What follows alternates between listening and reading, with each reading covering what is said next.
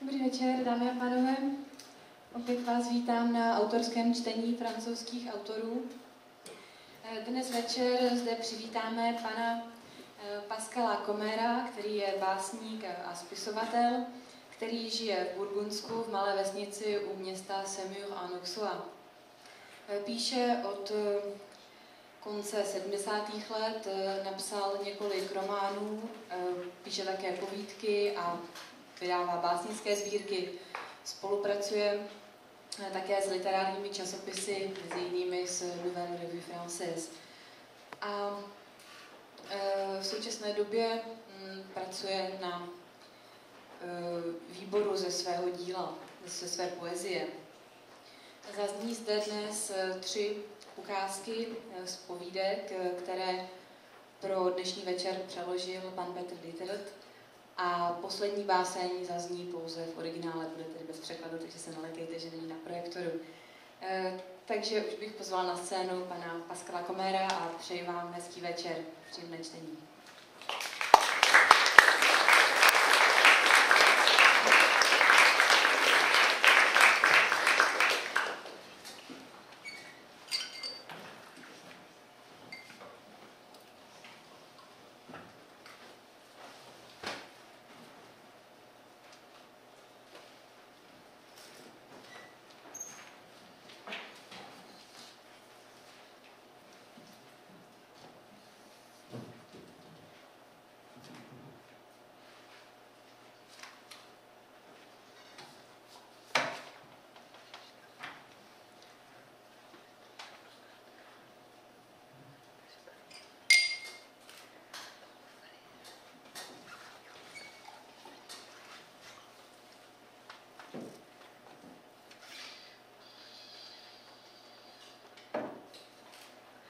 Bonsoir, je vais lire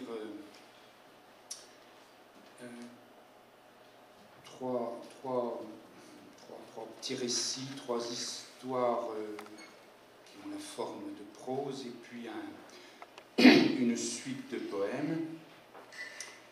Donc 2 histoires, la suite de poèmes et je terminerai par encore un petit récit.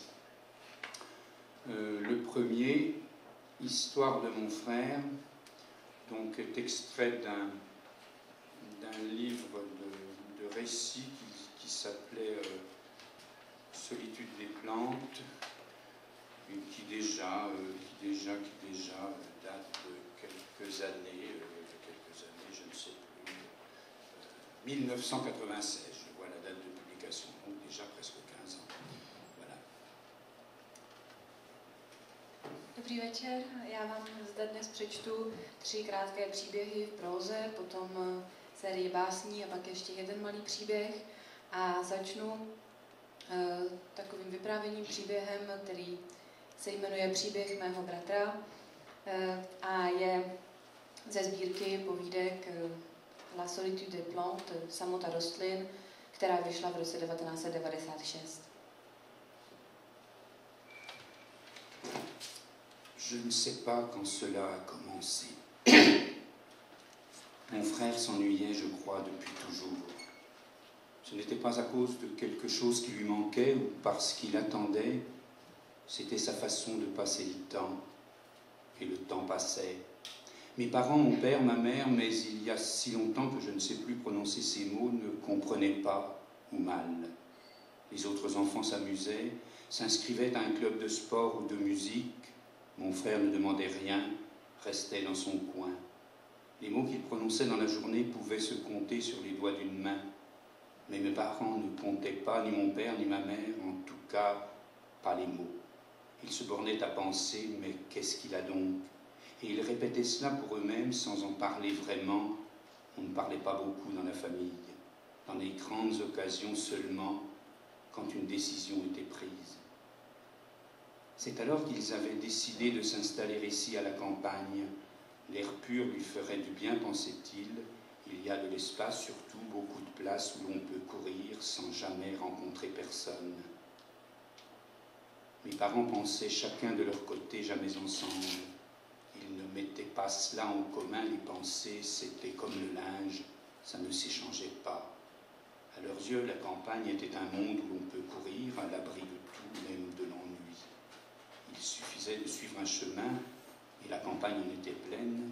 C'était même cela, la campagne, des chemins avec des champs et des couleurs. Jamais ces couleurs ne passaient, les saisons n'existaient pas. Les premiers temps, mon frère disparut pendant des journées entières, personne ne sut où il allait.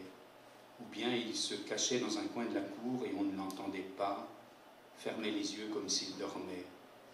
Mais il ne dormait pas, il pensait à d'autres choses, des choses si petites que seuls des êtres infiniment petits peuvent les approcher. Ou bien il regardait ses mains comme si quelque chose y était écrit. Personne d'autre que lui n'y pouvait lire. C'est alors que j'arrivai.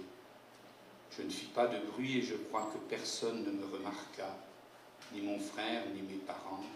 À vrai dire, savaient-ils, eux, mon père, ma mère, que j'existais, et le souhaitaient-ils vraiment? Leur attention était toute tournée vers mon frère, peut-être parce qu'eux-mêmes s'ennuyaient.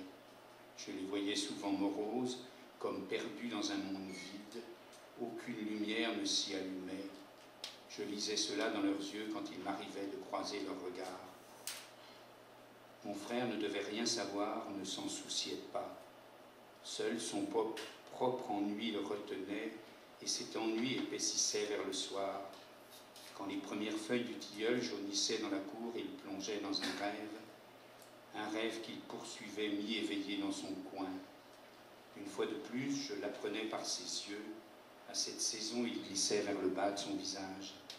Mon frère n'avait plus la force de les retenir. C'était cela, je crois, qui alertait le plus mes parents, car ces signes ne trompaient pas, ils ne pouvaient pas ne pas les voir. Un jour, ils achetèrent un petit cheval à mon frère. La bête n'était pas très haute, pas question de lui mettre une selle sur le dos, mais pour la flatter, pensait-il, ou la promener à la longe sur les chemins. Il y avait toujours à cette saison des trochées d'herbe, le cheval n'aurait qu'à tendre les naseaux. Les premiers temps, mon frère sembla s'en divertir. Il ne se cachait plus dans la cour et la classe terminée marchait sur les chemins à côté de lui. En vérité, le cheval ne bougeait guère et je me demande aujourd'hui si ce n'était pas un cheval en carton bouilli. Je crois pourtant qu'il lui donna un nom, mais je l'ai oublié, ou peut-être j'invente car cela est loin et les noms se perdent en chemin. D'autant que le petit cheval disparut un jour subitement. Je sus plus tard que mes parents l'avaient vendu, mon frère n'en voulait plus. De ce jour, il regagna son coin dans la cour. Je l'appelais de temps en temps, faisait des signes de la main. Mon frère ne répondait pas, peut-être ne voyait-il pas. Je restais assez loin pour ne pas le déranger. J'avais un peu peur de lui aussi quand je le voyais regarder ses mains des heures durant sans bouger. C'était surtout à cause de ses yeux, de l'ennui qui les creusait. Depuis que le cheval n'était plus là, ses yeux paraissaient vides. Il n'avait qu'à le garder, je pensais. Les jours où il n'aurait pu le promener, je l'aurais fait à sa place, mais personne ne m'avait rien demandé, ni mon frère, ni mes parents. Un autre jour, on lui offrit un oiseau, un tout petit oiseau plein de couleurs dans une belle cage neuve. Ce sera moins astreignant, pensaient mes parents, un oiseau si petit mais qui chantait, à tel point que mon frère fut comme hypnotisé. Il ne quittait plus la cage, la tenait toujours serrée devant lui entre ses bras. Dans son coin de cour, il l'emportait avec lui, même un peu plus loin maintenant qu'il grandissait. Il disparut ainsi une nouvelle fois avec l'oiseau, et je me demande maintenant si mes parents n'en étaient pas soulagés. Sans doute pensaient-ils que mon frère alors était sauvé.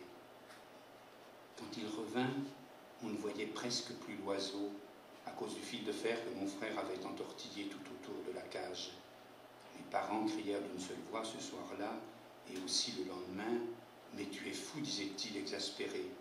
Mon frère ne répondait pas, il ne répondait jamais quand on lui signifiait des choses comme celle-là, et pas davantage le jour où l'on retrouva l'oiseau étouffé à l'intérieur.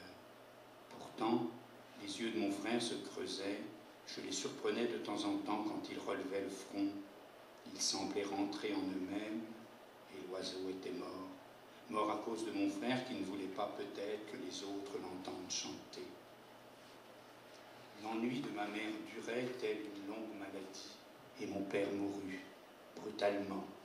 Pour mon frère, les années d'internat commencèrent dans la petite ville où nous étions réinstallés depuis que notre maison à la campagne avait été vendue. C'est alors qu'il disparut de nouveau. Je crois qu'il n'avait pas attendu la fin de l'année scolaire. Il était sans diplôme, n'avait même pas un certificat de présence au cours.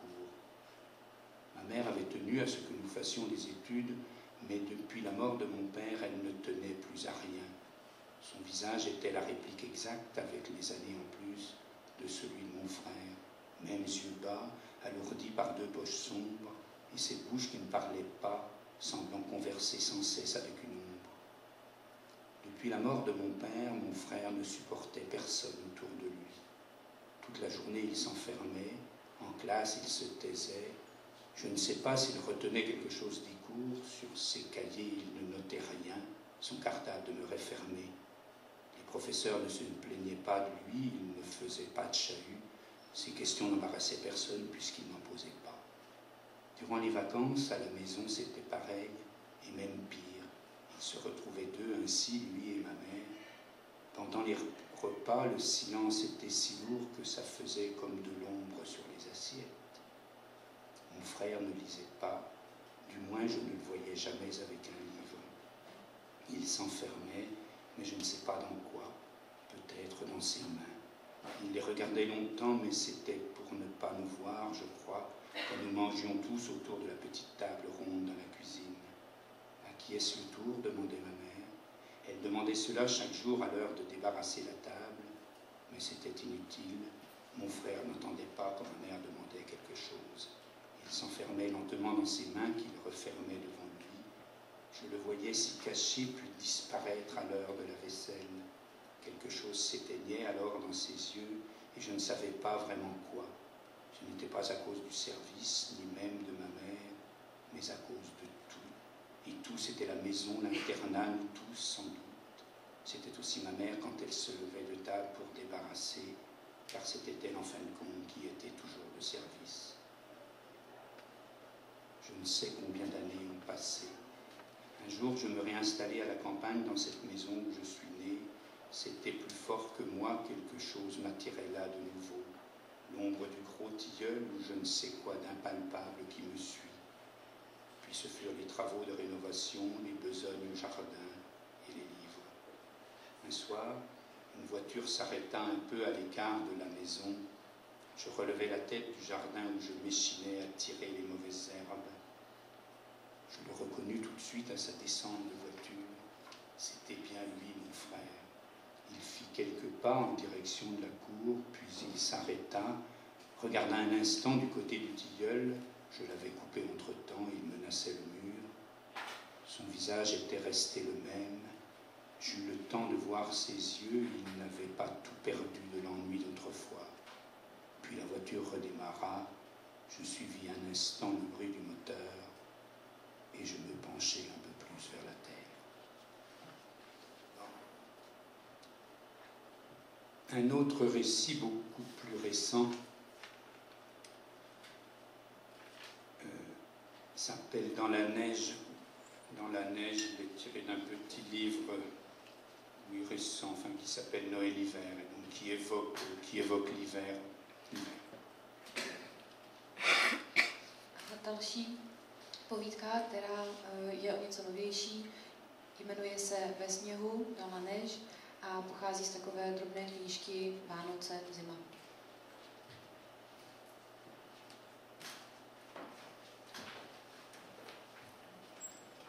En raison de l'hiver tenace cette année-là, le marchand jugea utile de rapatrier les bêtes vers les étables. Je suivis donc les hommes dans la montagne, et c'est au regard de cette circonstance, somme toute ordinaire, et parce que cela tombait un jour de repos, que l'on me laissa partir avec eux au matin pour une mission qui ne devait nous retenir qu'une partie de la journée. Il avait neigé, beaucoup neigé, à tel point que nos bottes, et les miennes plus encore du fait de leur petite taille, s'enfonçaient de toute leur hauteur. La casquette rabattue sur les oreilles à la façon des commis, je peinais à les suivre, plaçant mes pas dans les leurs et serrant comme eux l'habituel bâton d'épine dans une main, tandis que l'autre se réchauffait dans la poche de ma pelisse. Je n'ai pas su, pas plus que je n'ai pris conscience plus tard que ma vie avait commencé dans la neige. Cette neige qui, tombant sans arrêt depuis la veille au soir, effaçait nos pas à mesure. J'ai marché. À quelques mètres devant moi, les hommes s'arc-boutaient dans le froid, sans qu'aucun d'eux ne songeât à regarder en arrière. Avaient-ils conscience de la dureté du vent, de la neige, eux que la terre avait accompagnés jusqu'alors, endurcis?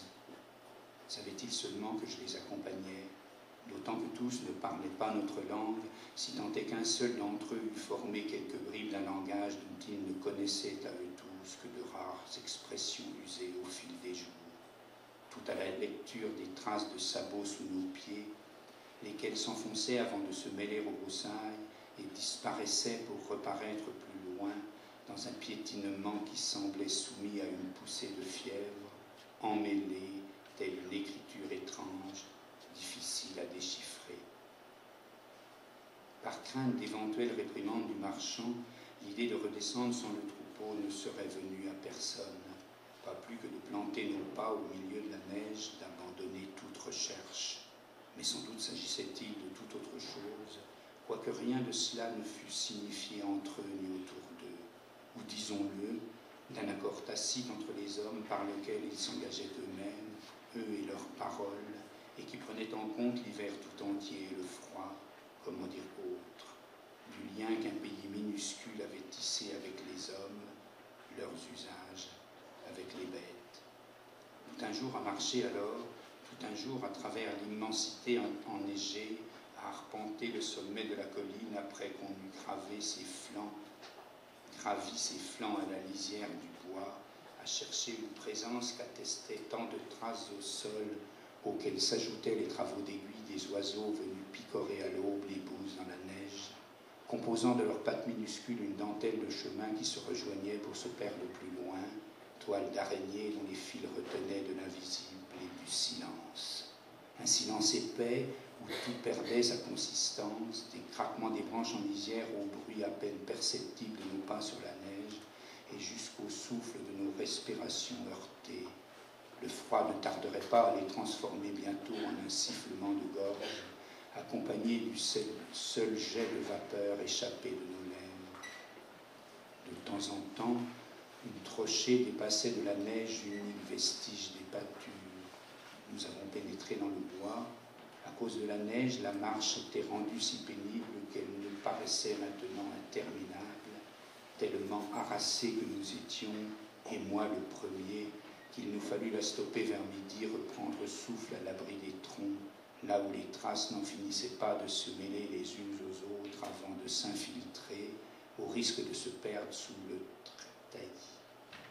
Les bêtes s'étaient frottées aux écorces, des particules de mousse et de lichen saupoudraient la neige, ce qu'il en restait du moins, où elles avaient stationné, la terre affleurait, presque noire. La nuit tombée, nous sommes redescendus vers la vallée, traînant mes pas derrière eux et franchissant les clôtures, genoux au sol, tandis qu'ils s'appuyaient sur leurs bâtons pour passer les fils une jambe après l'autre. C'est alors que, débouchant plus tard sur la route en bas, nous rencontrâmes l'éleveur chez qui mon père était tombé de cheval quelque temps auparavant. Botté chaudement, un chapeau de feutre sur la tête, il ressemblait à ceux envers qui la terre a eu quelques égards à l'origine. Cigarillo aux lèvres, il émanait de sa corpulence une satisfaction de soi-même en même temps qu'une impression de douceur dénuée de vigueur, celle qu'on prête généralement aux terriens. Je n'eus pas à prononcer mon nom, il m'avait reconnu. Quelque temps après que mon père eut disparu, j'étais parti à travers les collines, sans rien connaître du chemin où je posais les pieds, ni du motif de mon départ. Je m'étais mis en route dans le but de renouer entre eux des fils brisés brusquement, je le croyais, avant d'atterrir chez lui dans la cour au milieu des chevaux. Assurément, cette rencontre constituait pour nous une aubaine, à quoi s'ajoutait, pour ce qui me concernait, une de ces coïncidences troublantes qui surgissent dans nos vies à l'instant où on s'y attend le moins. Je l'ai dit, l'homme était celui chez qui mon père avait trouvé la mort, ce dont il gardait comme une marque dans son propre visage, cet œil gauche qu'un accident de chasse, disait-on, lui avait retiré, et à cause duquel j'avais cru d'abord qu'il ne me voyait pas. Égaré dans le temps, cette bouche d'ombre, nous étions ressortis du bois. Et sans doute n'était-ce pas la première fois que nous marchions dans la neige, habitués depuis toujours à suivre les bêtes, encore que cela eut lieu l'été au cours duquel les pâtures ont un tout autre aspect. Avec la neige, rien n'était plus pareil, ni la marche, alourdie dès nos premiers pas, ni l'attente dont elle se nourrissait infailliblement. Quant à l'espoir, il n'en restait qu'un chiffon froissé devant nos poches. Les bêtes avaient quitté les pâtures le matin même, ou était-ce dans la nuit, pour se réfugier, Dieu sait où. Nous avancions, courbés sous le froid, marquant du bout de nos bâtons un itinéraire appelé à disparaître. De moins en moins convaincus pourtant, nous avons su, nous ne parviendrions pas à déloger les fautives. Dans l'ombre qu'elles formaient sur la neige, leurs poils fumaient sous le givre. Nous attendaient-elles sous quelques buissons. Les flancs tremblants, fuyant l'hiver de leur course dans la nuit et le froid des pâtures. Un instant tout fut sombre, le jour lui-même s'éteignait. Plus rien devant, hormis l'immensité gelée et le soir. Maintenant que l'heure tournant, le froid nous gagnait, les pieds bientôt comme des cailloux gelés dedans nos bottes. Neige et vent, et là, parmi les traces au sol qui se mêlent à la terre recouverte, et la grande fatigue qui habite tout le corps le soir venu, et le froid, je ne savais rien de cela, non, ni qu'un homme était mort un matin de Noël dans la neige. Il s'appelait Robert Walzer, ce qui n'avait aucune importance, ni pour moi, pas encore, ni pour les autres, et pas plus l'hiver que l'été, pas parce que les livres n'ont pas de place dans les collines, pas davantage que les mots dans la bouche de ceux qui n'ont pas appris. Comprenant ce que nous cherchions, et parce qu'il connaissait le marchand pour avoir été en affaires quelquefois avec lui, l'homme fit valoir que sa situation était somme toute semblable à la nôtre, sauf que lui était à la recherche de ses chiens. Nous ne les avait-on point aperçus là-haut. Chassant en battu le dimanche d'avant, il n'était pas rentré depuis.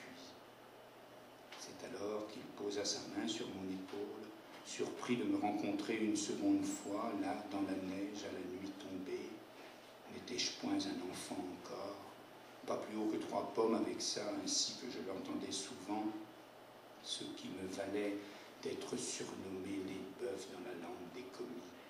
À 2 pas de là, la voie de chemin de fer s'enfonçait dans la nuit sans autre utilité que d'acheminer chaque samedi les wagons emplis de chevaux condamnés vers les abattoirs. L'homme parla de ses chiens, du troupeau qui ne serait retrouvé que le lendemain, à plusieurs kilomètres de là, puis s'étonna une nouvelle fois de ce que pareil petit bonhomme soit là devant lui sur la neige. Que cherchait-il au juste? Avant d'ajouter, cependant que tirant sur son cigare une mince bouffée de fumée s'échappait de ses lèvres, que le monde était plein de choses qui se perdent, qu'on ne retrouve jamais. Hormis la circonstance, cet hiver qui devait tant durer, et jusqu'à cette façon que l'homme avait de me regarder, dont je ne savais pas alors quel était le fait de son œil crevé, je revivrais souvent cette rencontre à chaque tombée de la neige. Quelque temps auparavant, nous étions partis vers la montagne. Noël approchant, il nous fallait couper un sapin quand l'un de nous, qui traînait le plus grand sur la neige, dit que son père en voulait un dont la pointe touche le plafond de la cuisine. Le soir vint, il nous fallut nous rendre à l'évidence. Pas plus que ces chiens, nous ne retrouverions le troupeau ce jour-là. C'est alors que l'homme à l'œil crevé nous proposa de nous reconduire au village, ce que nous acceptâmes aussitôt, prenant place l'un après l'autre sur la banquette de la voiture après avoir glissé entre nous nos bâtons d'épines tout chargés de neige gelée à leur pointe, épaule contre épaule, à l'exception du ptio, comme dirent les commis, calés à leurs pieds contre leurs genoux, silencieux.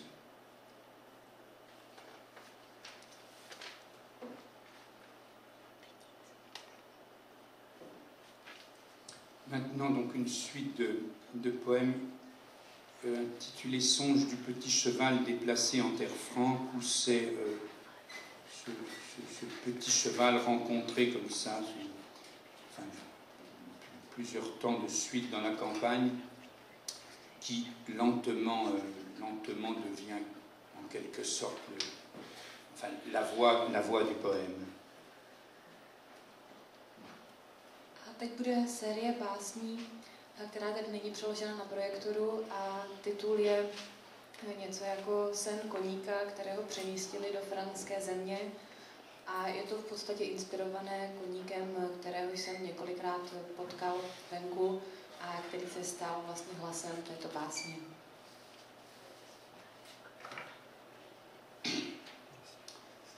Aux quatre coins, les fumées lèvent, la route trempe.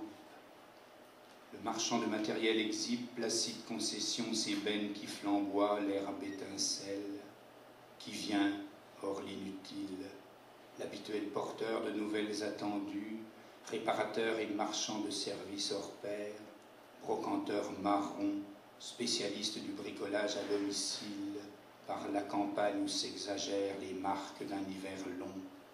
On construit malgré tout, exite les eaux grippées, la griffe du grésil, l'improbable et grandiose souvenir des disettes, toute hausse à jamais confondue à la baisse, rénove la chambre à four.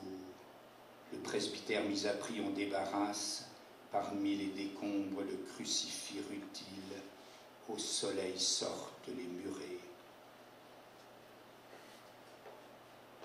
Blanche, la gelée aux quatre coins surprend le monde. Attendant la houle grande du printemps, la foule des orges qui épieront, des quatre pieds comme figure toute gloire drapée de boue et d'or, et qu'importent les mouches affairées dans le trop-plein d'air moite aux dissidentes. Mais qui suis-je, au plus bas du monde, anxieux de l'herbe qui tarde en sa pousse fébrile, résigné dans l'attachement fier au finage illusoire. L'encolure libre, prenant mesure des brises, toute beauté encensée, les naseaux frémissants, j'allais, sans rien qui me retienne ni dure, je viens vers vous, sans rien à partager ni prendre, sans vouloir autre que voler, toute mesure dépassée, la bonté. Le vieux sol cherchera longtemps écho sous mon pas, que s'insurge le monde où j'avais pied quand j'allais l'amble. Crains, soupirait toucheur de fanon, à quoi donc il se shoot, crains au vent, à l'envie, au vin la lezant, à la levain, le vent, le levain boursouflé, ô maquignonne, qu'il pourrisse ses enflés. Poil de travers hirsutes, tous fauteurs de canons, honteux de pogne et de profit, trogne persillés, la bourre d'hiver, leur renchérit le rable. Je n'ai point à me battre pour sauver mon sang, point à quêter pour vivre, ni fléchir le cou, nul merci dans le noir à mâcher, nul pardon, hors ce boisseau de rêve, herbe m'a protégé, je vieillirai. D'une autre terre, autre race, et serais-je jamais exclu, boulet léger, et quoique de poitrail puissant, jusqu'au poil des fanons plus longs, sans place parmi les lourds ni ceux de sang, l'Ardennais qui fuyait d'un pas résigné la terre accorte, avant de prendre congé, Marseille, hôpital de la Conception, entrefendre l'abîme, voler, toutes ailes déployées quand la mémoire vient cogner à mes tempes et rester, fiché les quatre sabots dans la glaise à contempler l'azur, ces lointains qui ne bougent que de près. Vos frères, mes troupeaux, voliez en silence dans la tiède affection du soir. Si la taupe déjà construit demeure entre mes pas, mais dressé dès avant pour les charrois aussi bien que le bas, docile à endurer quand l'orage sous le front s'active, d'un pas égal, et la commune peur de sortir du temps, enfin seul, sans personne ni ombre pour renacler, sans personne ni main semblable pour poursuivre l'obscure chaîne tramée à l'aube, plutôt que de servir. scrupuleux jusqu'à garder nickel l'assiette et le couvert, tenant tête à l'invisible rien, et quelle colère gonflait au soir les veines à mon cou, trop conscient à quoi bon, quand se tait l'insoumise parole qui enfle comme plume, trop libre pour l'être jamais, plus sûrement noué, mal affranchi dans l'ombre du mur enténébré, ricane, pierre lascive. Ils ont voulu de moi, l'ont dit, m'ont caressé, ont trouvé mes yeux doux, chatoyant mon pelage, ont trouvé dru mes crins, solides mes aplombs. J'étais, à les en croire, une bête fiévreuse, pleine de fougue, capable de franchir des arts de marais, de consoler le monde écarquillé des landes. Je ne suis pas des leurs, et leurs robes rosies sous la sueur de septembre. Ah, pousser à la lutte toute bête servile, qu'odeur signale au mufle noir. Mais comme eux, relégués parmi les accessoires désuets, contemplant l'infortune des roues, les 3/8 du salpêtre alentour, quand s'activait la poigne hargneuse des ferrailles. Plaintif, longtemps en marche, solidaire, mais de qui et de quoi, de quelle vie fauve à partager, et pourquoi, jusqu'à rompre en l'effort la luisante croupière, appliqué sourcilleux, veillant à ne point sombrer en la beauté vaine, obstiné dans l'obscur, creusant d'un sabot rageur la nuit ou disparaître, subalterne. Et je tente à porter tant de mémoire à moudre et la plus noire avoine que mon dos s'encelle à questionner le monde. Je rêvais de lointain, je rêvais de m'envoler et d'être en même temps ici et là-bas, franchissant le torrent des 4 sabots par le vent emporté, quand l'orage qui vient affole mes naseaux. Je suis resté avec la vieille dent gâtée, avec la taupe et son sillage sous la cendre, avec herbe et corbeau, le saule pied dans l'eau vers l'immuable, bête nourricière, chêne placide. Voisin du monde, toute créature proche du sang et de la terre, bailleur d'herbe et de ciel, cela est soi, profond remuement parmi le raigrain fier, repus et affamé, quêtant parmi les humbles, et si pauvre la croûte qui réconcilie. Là-bas, la joie cacarde, renard rôde. Mais si loin, mais si là, de ne rien porter, sentir l'absence en sélimon sur mes flancs, que tombe comme un poing la nuit lourde, que s'insurge le vent et la lande éclairée, le travail unissant mes frères dans l'effort s'est dispersé, peau de chagrin dont il faudra partager jusqu'au bout la fibre. La terre a ravalé son râle, il a neigé. La voix qui appelait à l'approche du soir, en ce profond pays d'écho, je n'en surprends ni timbre ni grain à moudre. Et comment vivre sans l'appel, rumeur d'anciennes voix qui sourent, comment poursuivre ailleurs le chemin commencé. L'ordre règne sur toute contrée, à peine s'y fulmine blaireau noir maraudeur. Silence, j'entends la voix des sources qu'on malmène, l'appel est perdu d'une chevêche au loin. Ah, que portent longtemps les voix des créatures, que s'érige indocile un monde de cris durs, claqueront au vent les fouets qui auraient dû nous libérer.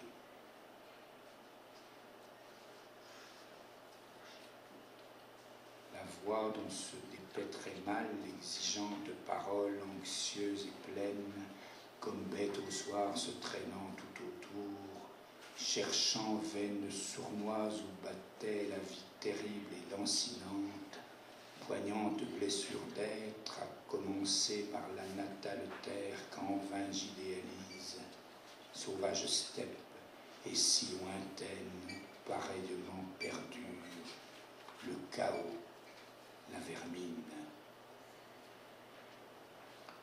Qu'odeur surie, tout pèse ardent à la chambre immobile, l'abominable braiement de qui croyait se libérer du monde contraint, frère de peine, et si la joie mauvais soleil a partagé chaque matin, titubant, balai de feuilles en main, jour mouillé, comme d'autres portaient, treillis de bronze, rangers délacés, frappant du sabot le gravier lâche, renaclant, à saluer les néfastes couleurs, sans fierté, de par le quartier abéti, minaudant en salle des gardes, et la relève tarde encore, pour séduire sur l'autel poisseux déesse Cronenbourg, dépenaillée, la gorge au vent, mauvais quart d'heure pour les mâchoires, tout mot de travers, la partition flottante contre le buisson d'or gris,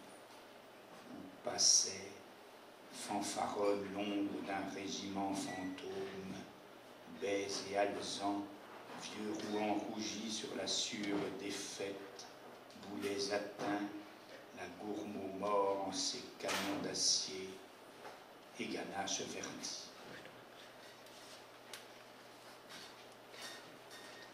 Ai-je cru que se pouvait perdre la sordide envie d'être, en même temps et soi, et le monde et la folie frappés d'un sabot neuf, la scabreuse ordonnance du jour vers l'ultime, et l'appel engorgé, l'arpenteur attendu, sa ribambelle de nain aux yeux de rouille. Qu'il neige sur le pré au vent, détroussant la teigneuse, et que l'hiver s'offusque d'un surcroît de givre, laisserons-nous le bleu gagner l'herbe, obscurcir la prunelle amère. J'ai trop à être dans les soirs longs, naseaux bas, sur cette terre qui chatoyait, debout, les dociles, qui donnez au centuple votre vie dans l'odeur carnée des trèfles, debout les tout, que s'éveille le Dieu en sa bonté obscure, et l'étrange cortège à ses côtés, quêteurs, béquillards, mendigaux, toute terre courue, asphalte et poussière sous leurs pas claudiquants. Croyait-il donc qu'on accède au plus profond d'un coup d'éperon d'un seul, comme on s'arroge en saison vive le droit de fendre les avoines, de poursuivre par montante sève la trace majuscule au bond d'une bête latent bornée, nul privilège, hors de clarté, l'épais les a gagnés, le gras, qu'on peut tenir autrement le monde, semble serré, craché.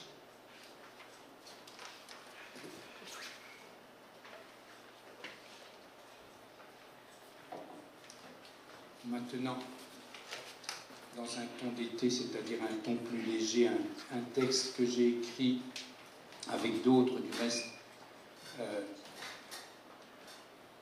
lors de rencontres avec des paysans, rencontres faites dans le cadre professionnel, c'est-à-dire je fais encore des comptes pour le monde agricole et un peu de conseil de gestion, tout cela, enfin voilà. Et c'est dans ce cadre-là que j'ai rencontré, il y a déjà longtemps, j'étais beaucoup plus jeune, donc des paysans donc, dans une époque un petit peu différente de la nôtre, un petit peu moins moderniste, si on veut.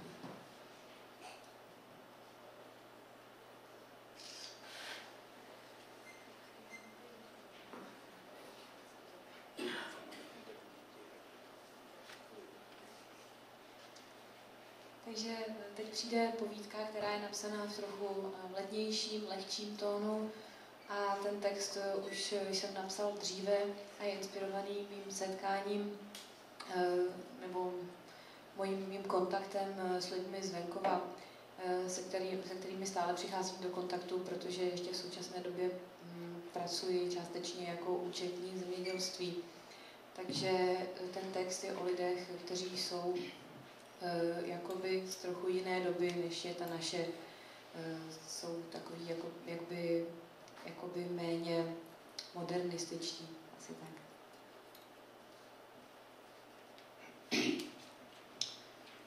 Il y a dans le temps quelque chose qui ne peut se dire, quelque chose qu'aucun mot jamais ne retiendra, moisson perdue. Ce jour-là, je suivais des yeux deux papillons presque noirs avec un peu de jaune peut-être au bout des ailes. Et les papillons volaient comme seuls volent les papillons, c'est-à-dire qu'ils dessinaient de petits ronds dans l'air, des petits ronds qui se croisaient, s'entremêlaient pour devenir de grands chiffres joufflus qui n'étaient pas des 8, ni des 6, ni même des 9, mais des chiffres qui ne serviraient jamais à compter quoi que ce soit dans ce monde.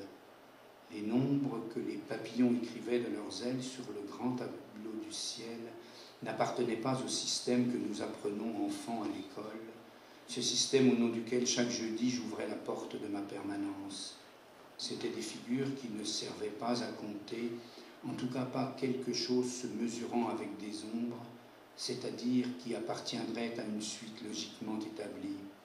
Et les papillons, qui ne savent visiblement pas compter, survolaient les toits, contournaient les cheminées un peu comme les liserons, où une vigne folle s'éloigne des murs, où ils s'attachent malgré eux de leurs 1000 petites pattes vertes.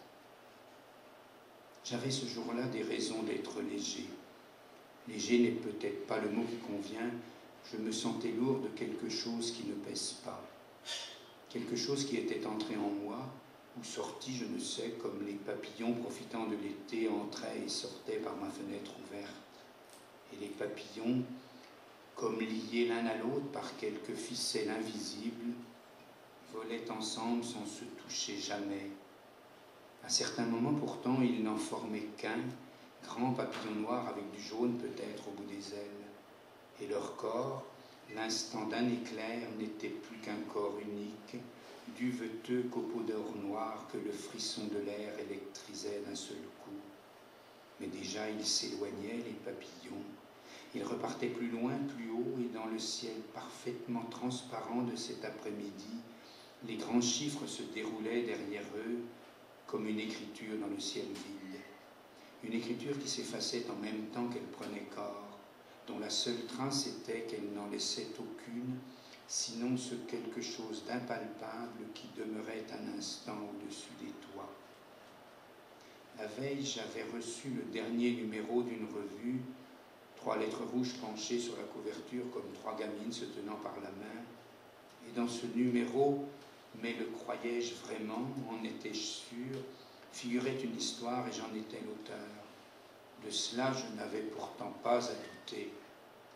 Sur la couverture, mon nom était écrit en majuscule contre le titre de la nouvelle. C'était le numéro d'octobre, mais je ne sais pourquoi, sinon que je vivais un peu en décalé cette année-là. Ce numéro m'arriva en été, saison où, passée l'exaltation des batteuses dans le chair à vivre des moissons, l'air intense reprend, quelque chose soudain retombe.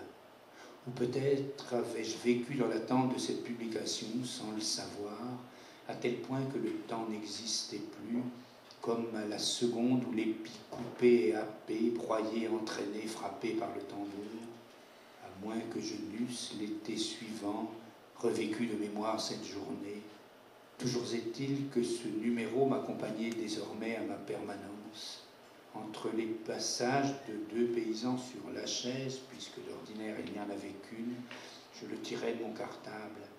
Ce n'était plus la fameuse couverture blanche, mais un papier mat un peu jaune. Rien à voir toutefois avec la couleur de la paille ici à la saison des moissons, quand l'air porte dès le matin l'odeur légèrement sucrée des céréales mûres.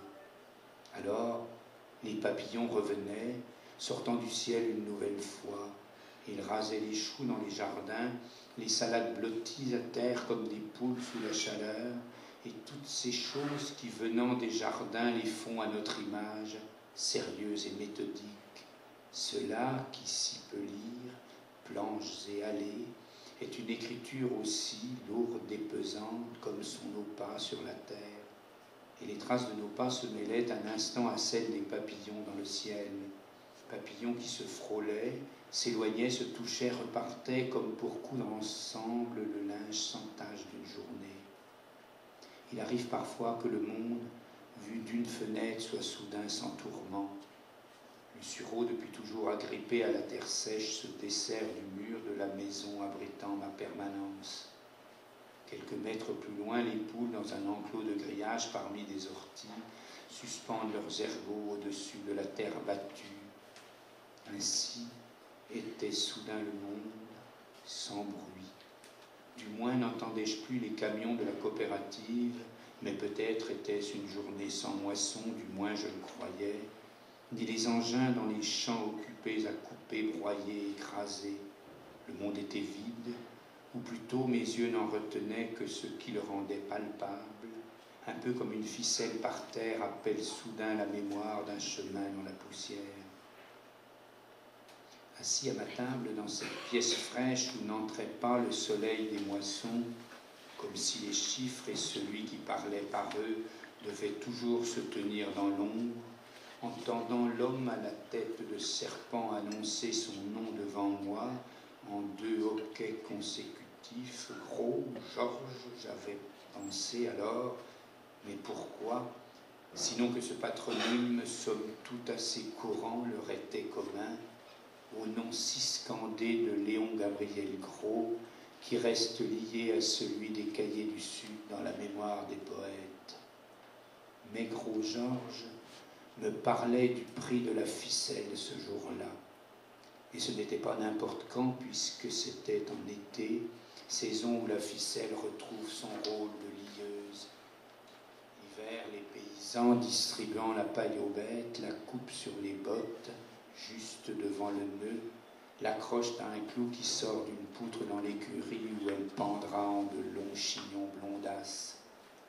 Chaque fois qu'il prononçait ce mot-là, il reprenait son souffle au milieu, Gros Georges, c'est-à-dire qu'il disait « fils » puis « elle », et je me demandais, regardant au dehors par la fenêtre ouverte, ce que venait faire ce « elle » ici, ou plutôt qui était-il ce « elle » dont je ne savais rien, sinon qu'accolé à fils, ça se vendait à la pelote et augmentait chaque année. Quand ça ne cassait pas, 1 sur 2, je vous dis, allez donc botteler la paille de cette façon-là. Parce qu'il y avait des paquets comme ça où dans une même pelote, la ficelle cassait, un défaut de fabrique sûrement, qu'il disait à la coopérative, mais ça ne changeait rien, défaut ou pas. Les bottes ainsi ficelées, il fallait les rouvrir et les mêler à un nouvel andin. Vous parlez d'une avance. L'œuvre de Léon Gabriel Gros venait d'être réunie, justement, sous un titre qui ne laissait pas de m'interroger. Expérience à la portée de tous. Un livre à la couverture jaune également. Moi, mon expérience était ici, dans cette pièce grise au mur nu. À peine y était-il accroché un calendrier offert par un marchand de machines agricoles, je suppose, qui abandonnait une feuille chaque mois.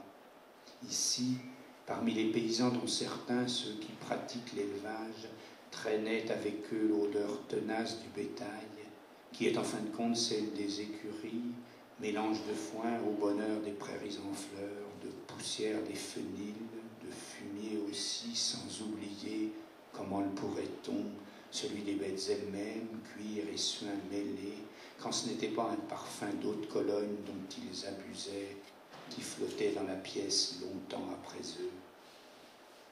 De mon côté, je pensais aussi à une ficelle que j'avais trouvée un jour comme aujourd'hui où le monde semblait vide.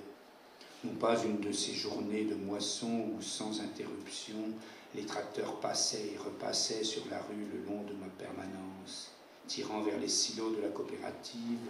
Auparavant, il ferait la queue devant le pont bascule, de grandes bennes rouges ou bleues d'où tombaient par derrière et sur les côtés, à la jointure des tôles, malgré le calfeutrage au moyen de sacs d'engrais vides dont les paysans auront toujours le secret, de gros grains tout ronds qui rebondissaient sur le goudron avant de se caler entre les graviers.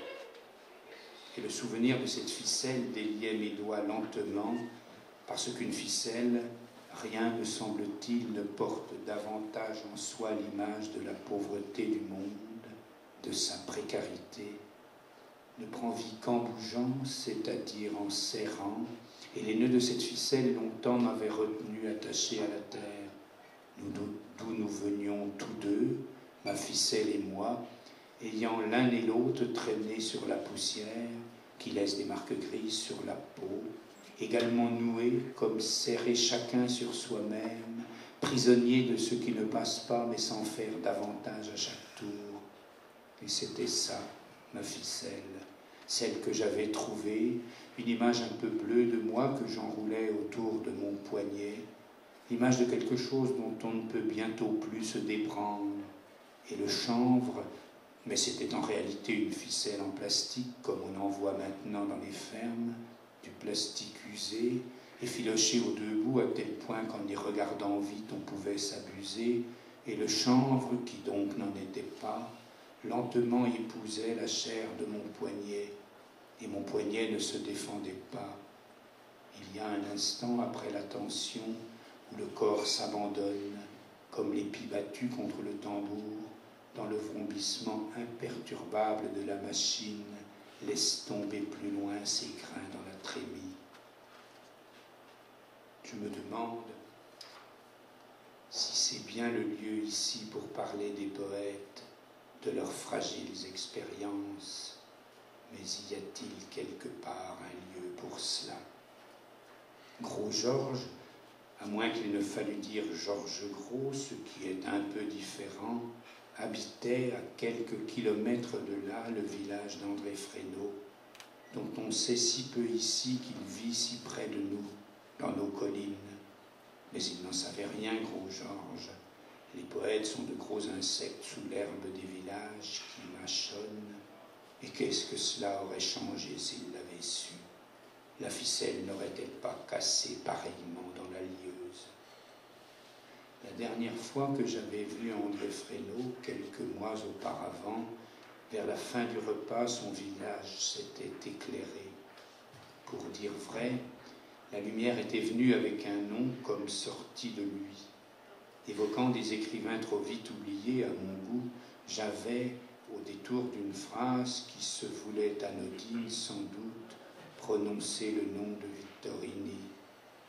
Comme il semblait heureux, André Fresneau, dans la lumière, surpris en même temps qu'un garçon de mon âge, ici dans nos collines, connu les livres de Vittorini.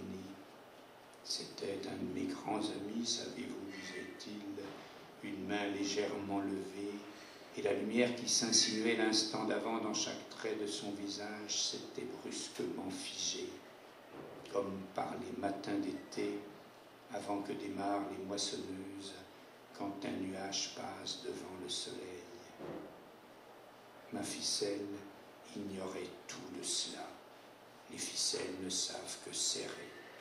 Elle s'attachait à moi, malgré elle, parce que je le tirais dessus, malgré moi. Elle ne pouvait pas penser que plus on serre, plus on s'attache. Pas plus que moi du reste qui ne sut jamais vivre sans me lier. Je tirais, le bleu de la ficelle passait dans mon poignet.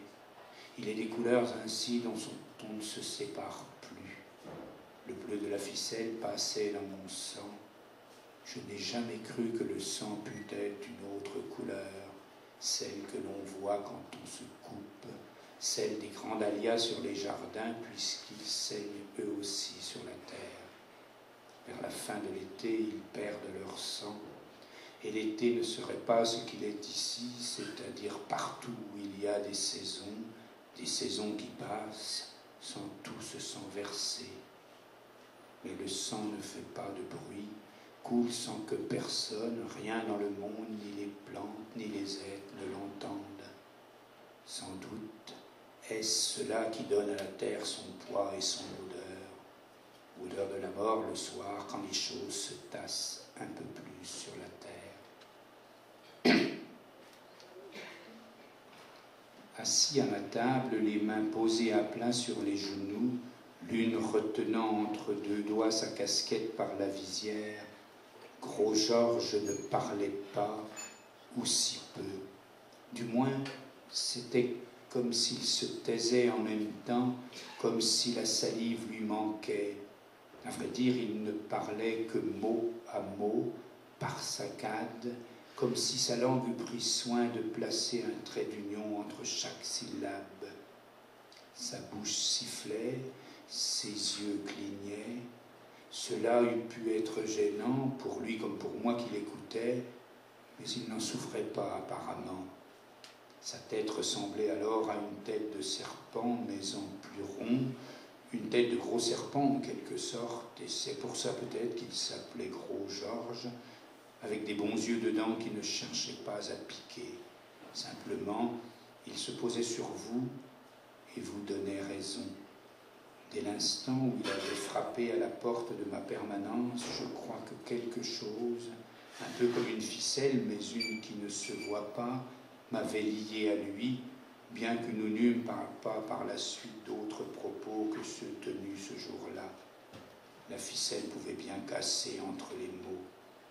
Comme sur une bicyclette, quand la chaîne en vieillissant saute un maillon à chaque tour de pédalier, nous parlions en zigzag. Et c'était du reste bonheur des mots, ceux-ci, zigzag, qui figuraient en lettres grasses majuscules au-dessus de la tête ravie d'un zouave, sur le carnet de feuilles qu'il tira de sa poche ce jour-là pour rouler une cigarette.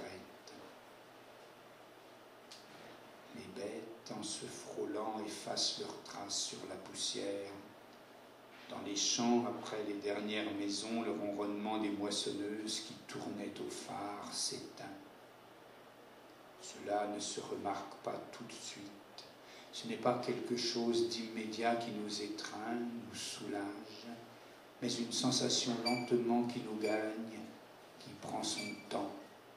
Dans le soir, quelque chose s'est arrêté, alors que tombait la rosée sous l'herbe qui empêche de faucher, que la fraîcheur de la nuit effaçait jusqu'au souvenir l'épaisse chaleur du jour. Cela nous atteint par le truchement de chaque herbe mouillée, le frôlement sifflant de nos pas entre les touffes de raies gras, par chaque bruit qui lentement reprend sa place, maintenant que se sont tus, du moins l'oreille s'est-elle habituée à leur bruit, les hautes moissonneuses rouges là-bas parmi les blés, et leurs longs coups d'oiseau sur le côté qui vomit dans les bennes. Une odeur dans les jardins qui est celle de la mort des choses attachées, tantôt par le pied, jeune pousse qui manquait d'eau, tantôt par le bout de la tige, attachée avec de la ficelle jaune ou bleue, qu'on noue ou qu'on coupe, on fait ce qu'on veut, papillon dans l'été avec de la ficelle, et peut-être en est-il ainsi de tout ce dont on se sert pour retenir à soi ce qui immanquablement s'en ira.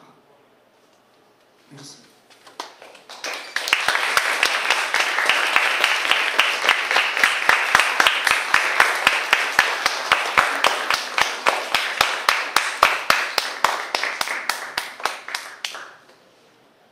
Merci à vous, Monsieur Comer. Je voudrais le remercier avant du public. Et maintenant, je pense que nous allons laisser la place aux questions du public. Takže chtěla bych poděkovat panu Komerovi za jeho čtení a teď, pokud má někdo nějaké otázky, tak máte k tomu prostor.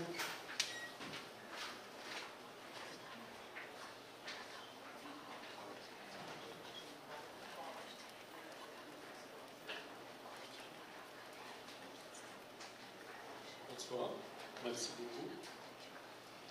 Chtěl bych se zeptat na vztah pana spisovatele k moravskému národu, potažmo k dalším nestátním národům, například ve Francii. A taky bych se chtěl zeptat na to, na co jsem dostal odpověď, a co se týká vlastně vztahu uvnitř Francie v literatuře, to znamená, jestli třeba existuje nějaká organizace burgundských spisovatelů, jak v Burgundsku pracují spisovatelé s lidovým jazykem a co si pan spisovatel myslí, že je možná typické právě pro burgundské spisovatele a básníky ve srovnání třeba s lidem Francie.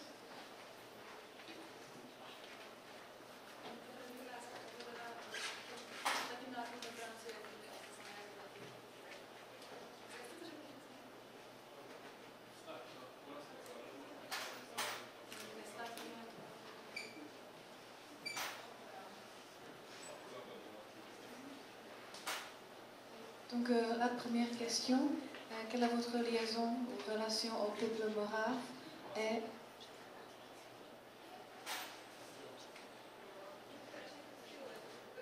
à la nation morave, pardon, j'ai commis une erreur. Quelle est votre relation aux autres nations non étatiques en France, telles que les Alsaciens, les Bretons, etc. Et deuxième question, je vous dis tout de suite, c'est quelle est la relation à la littérature en France et s'il y a une organisation spécifique des écrivains ou des poètes bourguignons, comment est-ce que les écrivains et les poètes bourguignons travaillent avec la langue et est-ce qu'il y a quelque chose de typique pour la littérature qui est écrite en Bourgogne? Je pourrais commencer par la deuxième question, pour ne pas l'oublier. je reviendrai pour la première, mais non, il n'y a pas d'association d'écrivains bourguignons, je dirais d'associations sérieuses. Celles qui pourraient exister, qui peut-être existent, sont des associations disons, très régionalistes, et ce que personnellement je n'aime pas beaucoup. Donc je n'adhère pas du tout à cela. Alors je me sens un poète de Bourgogne, puisqu'habitant de la Bourgogne, mais sans plus. Ma poésie est plus une poésie. Je veux bien que ma poésie soit une poésie proche de la terre, au moins assez souvent, mais ça pourrait être une terre d'ailleurs. Enfin, je ne cite aucun lieu. Je ne suis pas sûr que la Bourgogne se reconnaisse dans ça ou dans les mots que j'emploie. Enfin, je ne sais pas trop. Enfin, à savoir. Mais en tout cas, il n'y a pas de... Comment dire, les régions en France ont une importance du point de vue administratif, que ce soit pour le financement de choses culturelles ou quoi, d'accord, et à travers cela ont quelque chose à voir parfois avec la littérature, mais pas au niveau, enfin en tout cas, pas la région Bourgogne. Si c'est des régions qui ont une langue telle que l'Occitanie, enfin des choses comme ça, évidemment que ça prend une autre importance, mais la Bourgogne parle à peu près le français courant. Quant à ma relation avec la Moravie, pour l'instant, si je suis déjà venu à Brno, plusieurs fois, mais ce n'est plus la Moravie, mais plusieurs fois à Prague, tout cela. La Moravie, je suis sensible déjà à l'accueil qui m'y est fait, au fait d'être là aujourd'hui, et puis nous allons continuer à nous promener dans ce pays et à découvrir dans les dizaines de jours qui nous restent à être par là. On ne retourne pas chez nous tout de suite.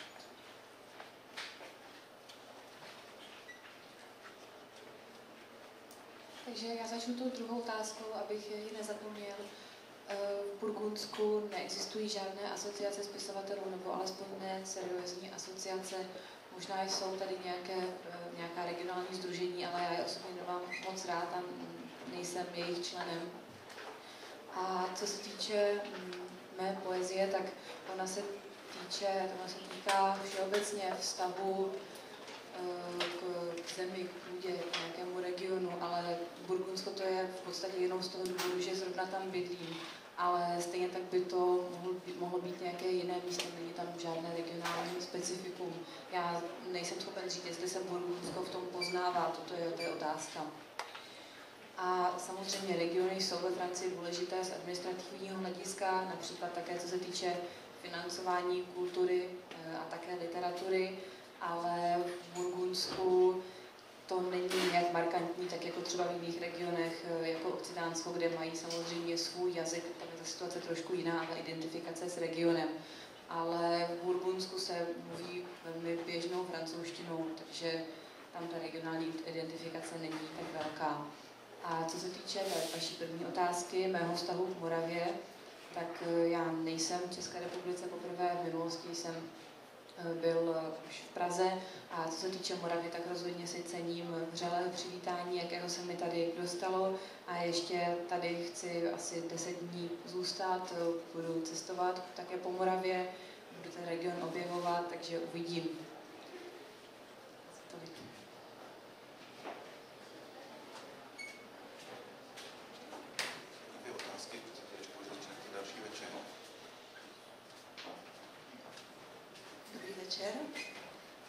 Chtěla bych se zeptat krátce. Vy ve vašich povídkách máte velice přesné líčení, ale všimla jsem si, že v těch prvních 2 povídkách třeba vůbec nepojmenováváte lidi, nemáte chuť dávat lidem jména, to je jedna věc. A druhá věc, v té poslední povídce máte zase nádherné líčení přírody a vůbec vztahu. A chtěla bych vědět, do jaké míry to vnímáte jako líčení a do jaké míry je to vnitřní monolog autora. Děkuji.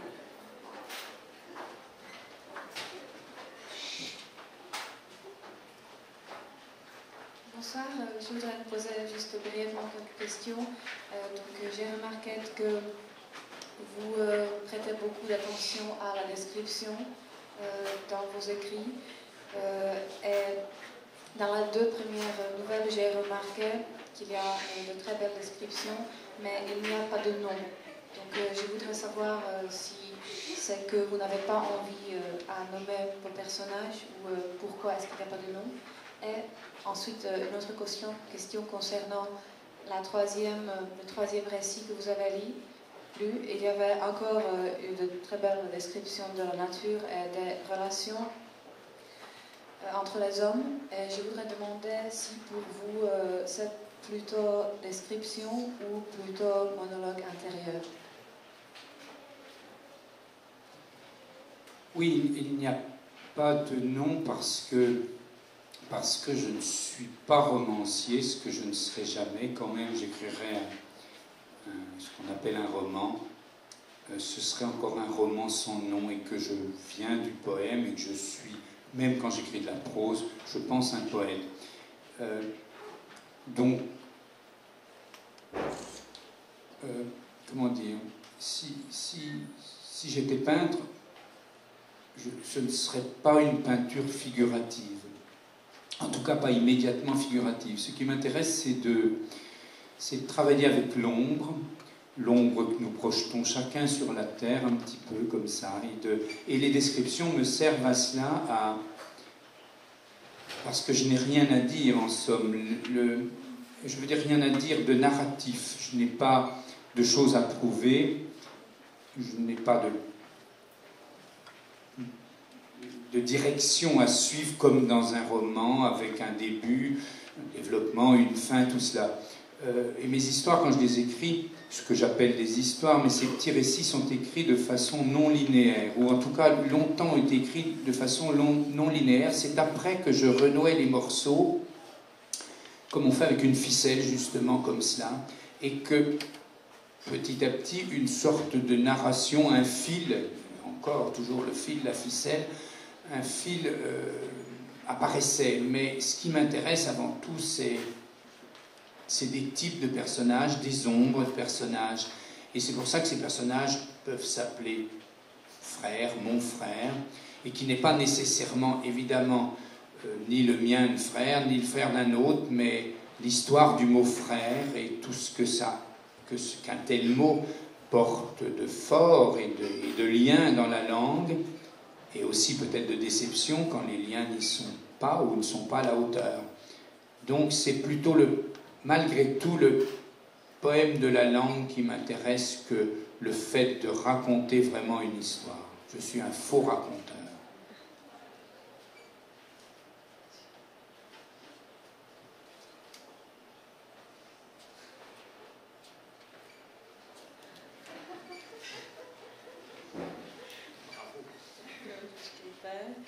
Ano.